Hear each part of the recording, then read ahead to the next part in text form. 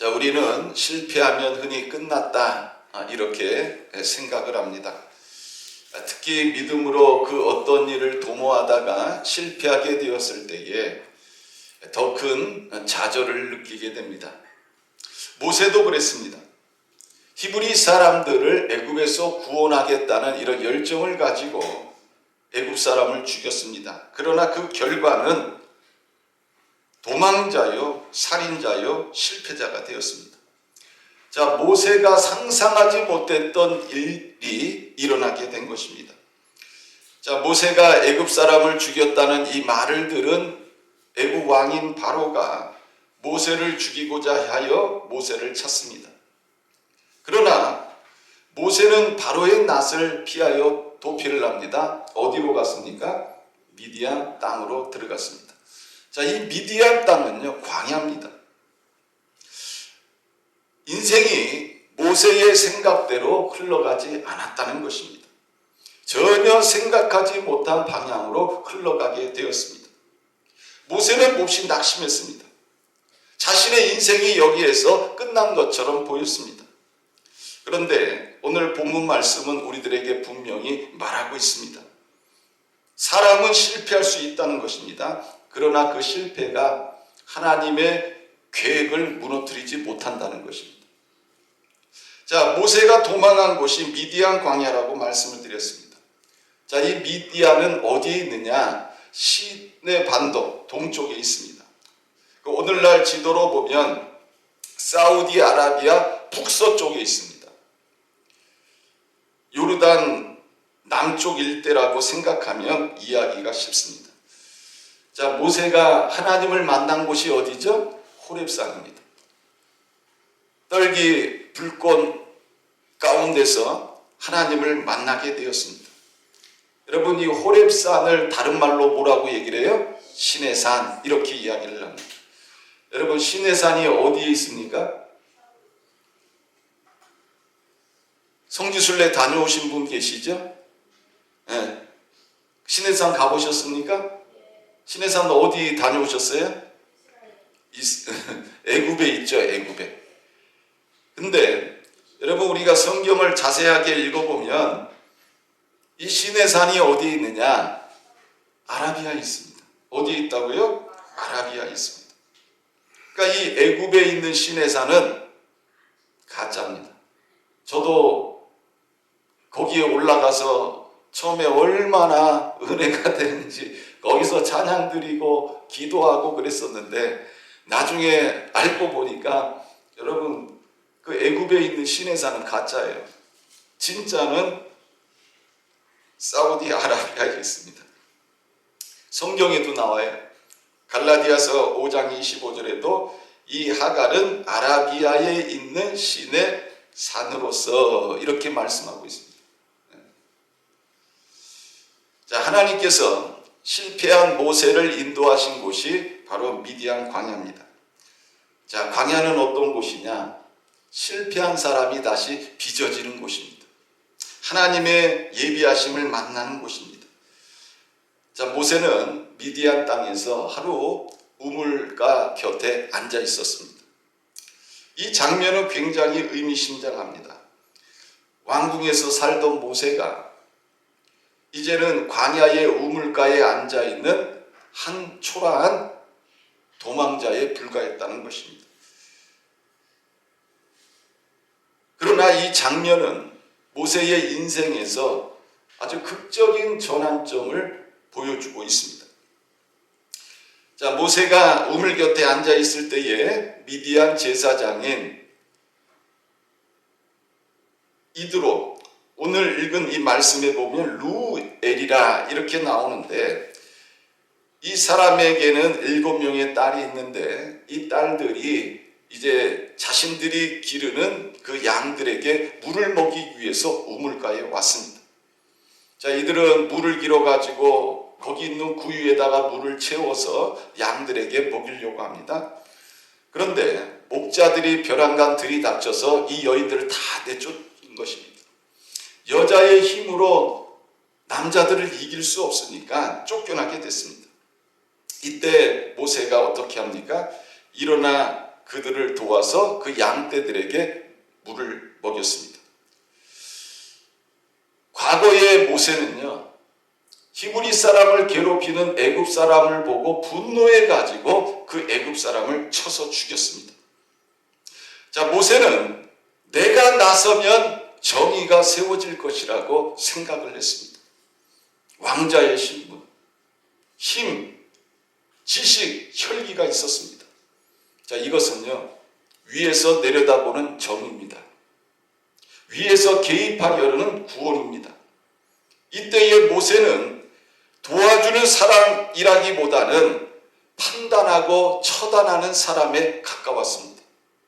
그러나 실패 이후에 모세의 모습은 완전히 다른 사람으로 나타납니다.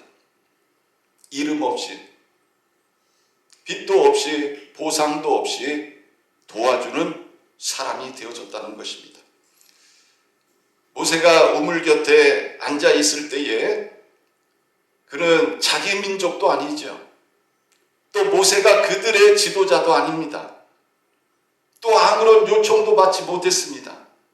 아무런 보상도 약속되지 않았습니다. 그럼에도 불구하고 모세는 자신을 내세우지도 않고 어떤 정치적인 목적도 없고 자신을 드러내지도 않았습니다. 여러분, 이게 바로 겸손이라는 것입니다. 실패가 모세를 낮추는 자리로 이끌어 온 것입니다. 실패는 모세에게서 세 가지를 뺏어갔습니다. 첫째는 뭐냐? 신분을 빼앗았습니다. 어떤 신분입니까? 모세는 애굽의 왕자입니다. 그 당시 최강대국인 애굽의 왕자였습니다. 그러나 모세는 이 왕자의 신분을 빼앗겼습니다. 그리고 도망자가 되었습니다. 또 힘에 대한 확신을 빼앗겼습니다. 모세는 자기가 굉장히 힘이 있다고 생각을 했습니다. 내가 왕자고 또 내가 힘이 있고 능력이 있다고 생각했습니다. 그러나 이 모든 것들을 다 빼앗겼다는 것입니다. 내 힘으로 정의를 세울 수 있다는 이 착각이 무너지게 되었다는 것입니다. 또 타이밍에 대한 자신감을 빼앗겼습니다. 과거에는 내가 하면 다 될 거다. 내가 나서면 다 나를 지지하고 나를 따를 것이다. 모세는 그렇게 생각을 했어요. 특별히 내가 나서면 히브리 사람들이 나를 다 지지해서 애굽에서 나오게 될 것이다. 이런 생각을 했습니다.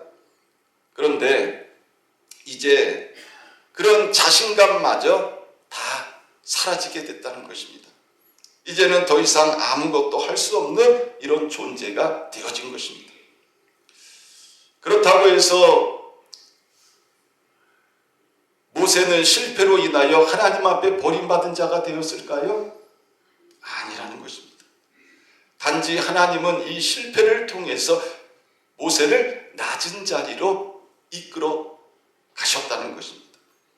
모세는 낮은 자리에서 이제는 죽이지도 않고 외치지도 않고 명령하지도 않고 함부로 칼을 휘두르지도 않고 묵묵히 돕는 사람이 되었다는 것입니다. 17절 말씀해 보니까 모세가 일어나 그들을 도와 이렇게 말씀하고 있습니다. 여러분, 이 표현이 굉장히 중요합니다. 예전에는 분노 때문에 일어났습니다. 분노 때문에 나섰습니다. 그러나 지금은 연약한 자를 위해서 일어났다는 것입니다. 모세는 더 이상 자신이 옳다는 것을 증명하려 하지 않았고 지금 이 여인들이 당하는 이런 연약한 모습을 보고 그들을 돕기 위해서 일어났다는 것입니다. 모세는 실패를 통해서 자기 중심에서 이제는 타인 중심으로의 변화되어진 모습을 보여주고 있는 것입니다. 과거에는 권력의 자리에서 이제는 섬기는 자리로 변화되어진 것을 우리는 보게 되는 것입니다. 그러나 실패한 이 모세에게는요, 여전히 살아있는 본성이 있었습니다. 무엇입니까? 바로 정의감과 책임감이라는 것입니다. 그는 실패한 사람입니다. 그러나 아직도 모세 마음에는 정의감이 살아있었고 책임감이 있었다는 것입니다. 목자들이 여인들을 내쫓을 때 모세는 다시 나섭니다. 모세가 일어나 그들을 도와 그 양떼에게 물을 먹였다. 이렇게 말씀하고 있습니다. 하나님은 실패 속에서도 여전히 사용하실 재료를 모세의 마음속에 남겨두셨다는 것입니다.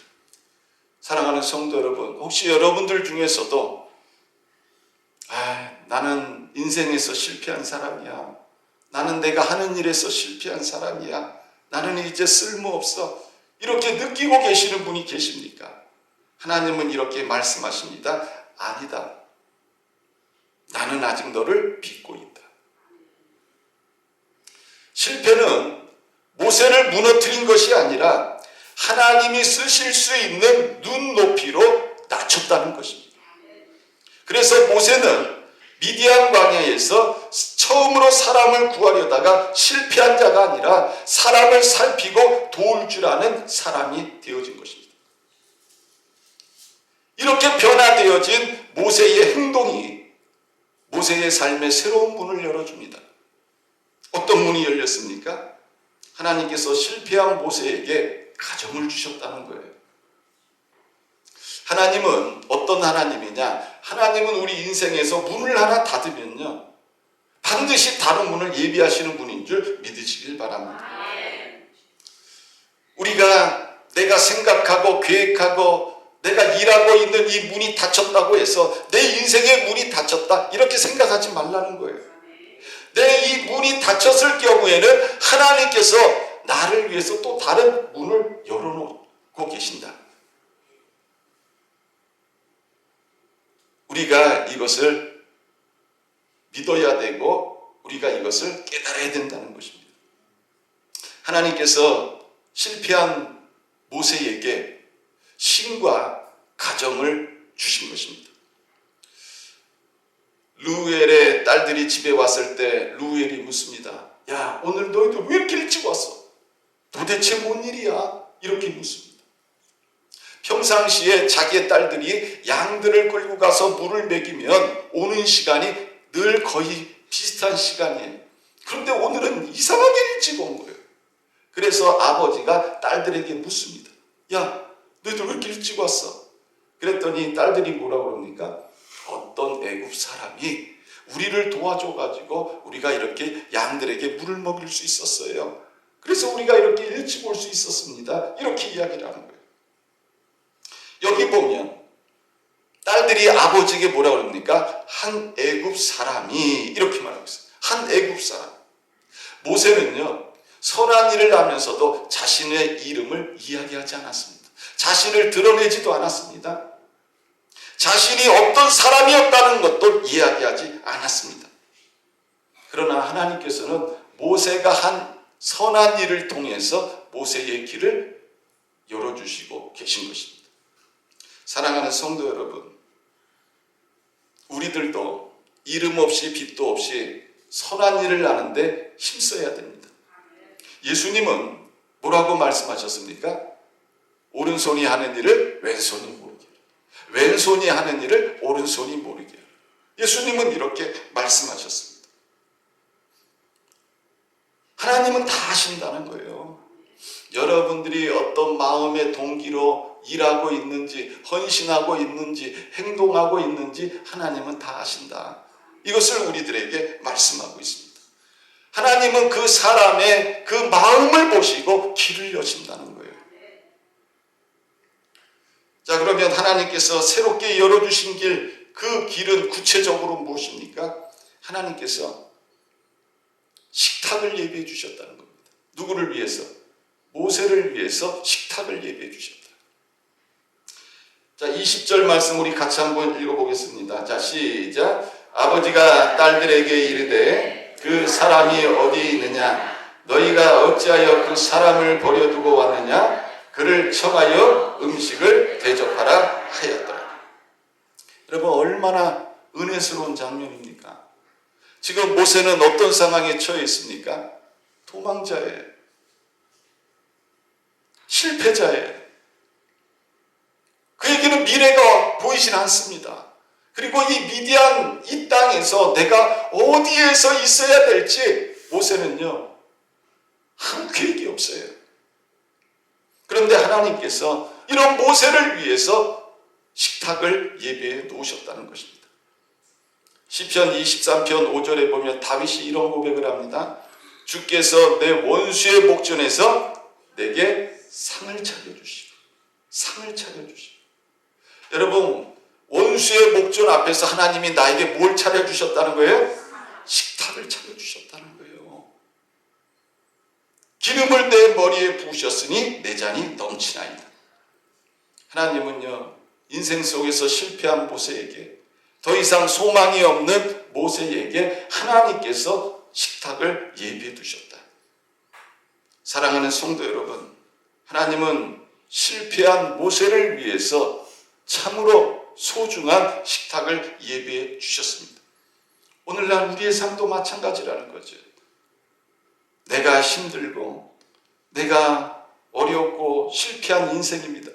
그럼에도 불구하고 내가 선한 동기를 가지고 낮은 자리에서 섬길 때 하나님께서 이런 일을 우리에게 허락해 주신 것입니다. 그리고 어떤 일이 일어났습니까? 광야에서 온 모세는 가정을 갖게 됐습니다. 자, 우리 21절 말씀 같이 한번 읽어보겠습니다. 시작. 모세가 그와 동거하기를 기뻐하며 그가 그의 딸 시보라를 모세에게 주었더라. 이렇게만 하고 있습니다.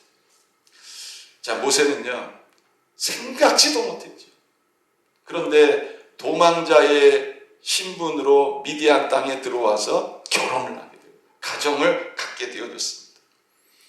자, 십보라와 결혼을 해가지고 아들을 낳았습니다. 자, 이름을 뭐라고 줘요? 게르솜이라. 여러분, 게르솜의 뜻이 뭡니까?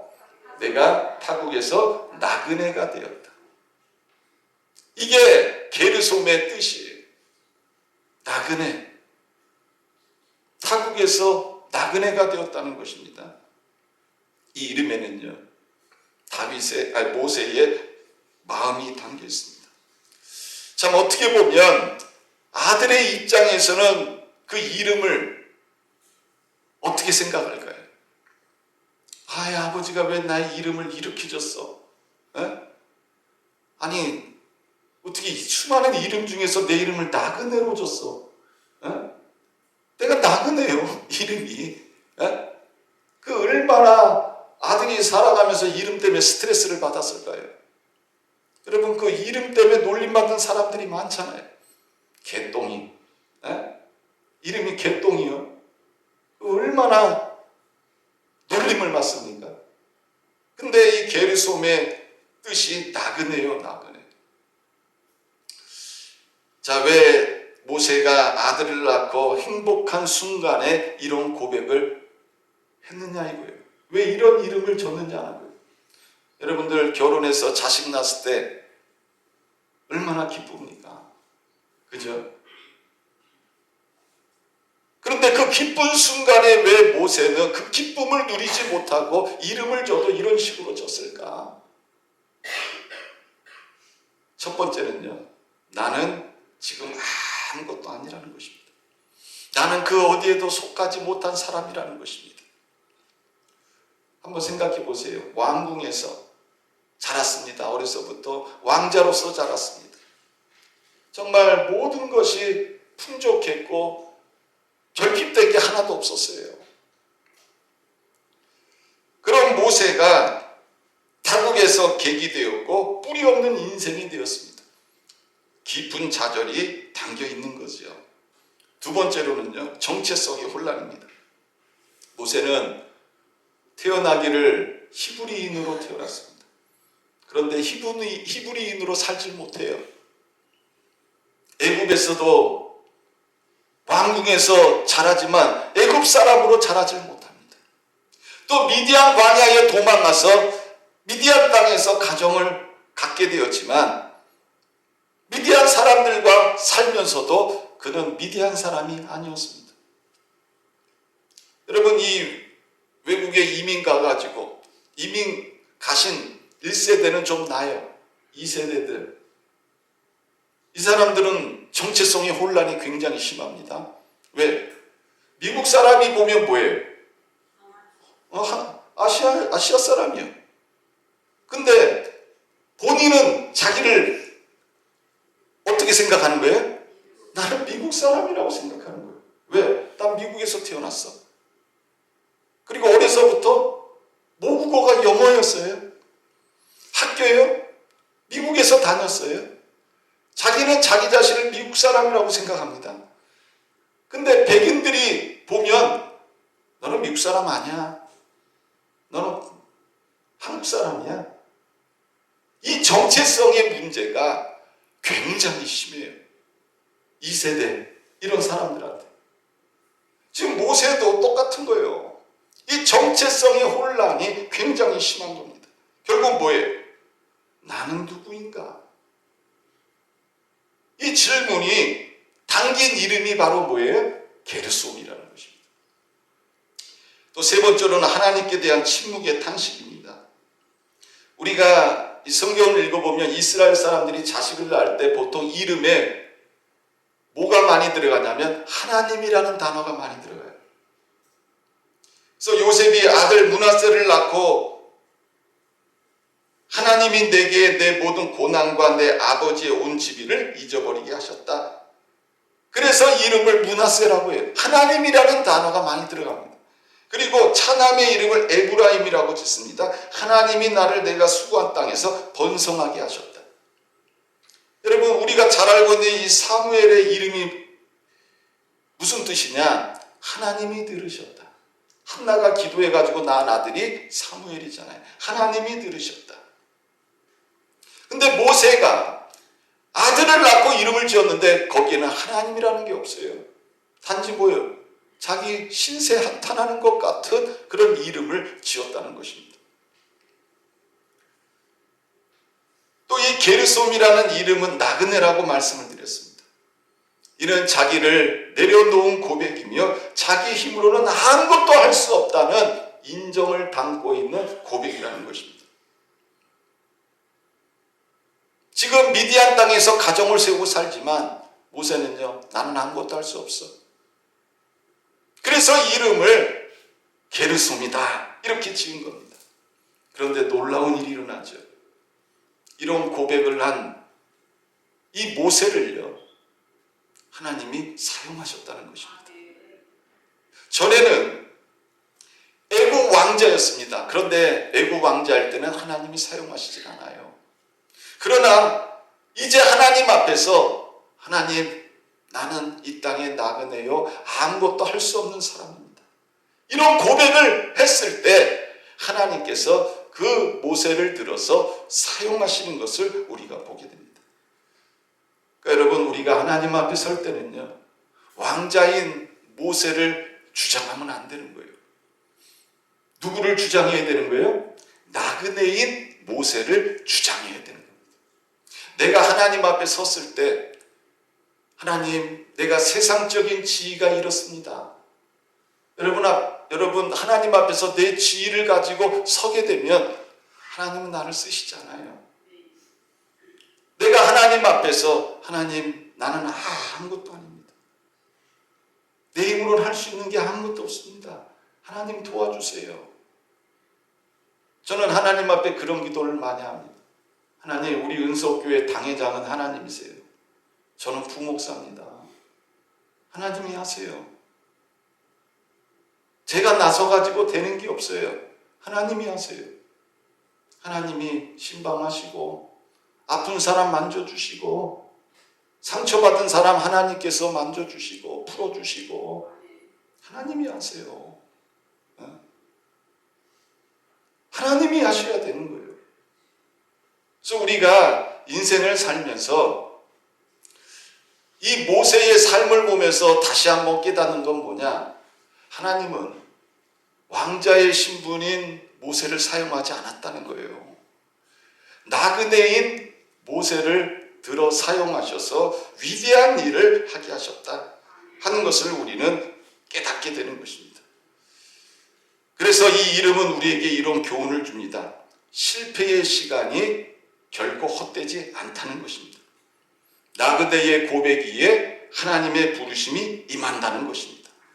사랑하는 성도 여러분, 이처럼 이 게르솜이라는 이름에는요, 모세 자신에 대한 이런 깊은 뜻이 담겨져 있습니다. 이런 마음을 가지고 있는 이 모세를 하나님께서 미디안 땅에서 40년 동안을 훈련시키고 연단시켜서 마침내 애굽 땅에서 고통받고 있는 이스라엘 백성들을 구원하게 하시는 위대한 지도자로 사용하신 것입니다. 그래서 사도행전 7장 30절을 보면 이런 말씀이 나옵니다. 40년이 참에 이런 단어가 나와요. 천사가 시내 산 광야 가시 나무 떨기 불꽃 가운데서 그에게 보이거늘 가까이 가니 주의 소리가 있어 나는데 조상의 하나님 즉 아브라함과 이삭과 야곱의 하나님이라. 여러분, 하나님의 준비는 느려 보입니다.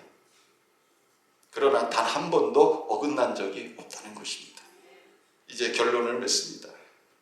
실패는 끝이 아니라 준비의 시작인 줄 믿으시길 바랍니다.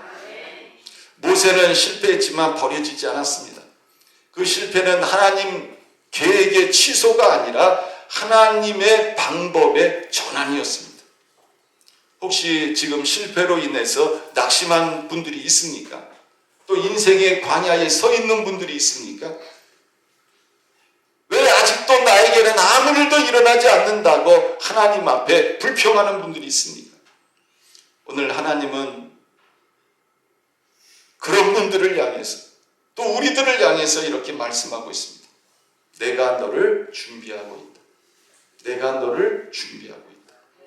로마서 8장 28절 하나님을 사랑하는 자 곧 그의 뜻대로 부르심을 입은 자들에게는 모든 것이 합력하여 선을 이루느니라. 사랑하는 성도 여러분, 실패는 부끄러운 것이 아닙니다. 끝난 것도 아닙니다. 단지 하나님의 학교에 들어가서 훈련받는 시간입니다. 하나님의 사랑으로 거듭나기 위해서 하나님께서 훈련시키시는 것입니다.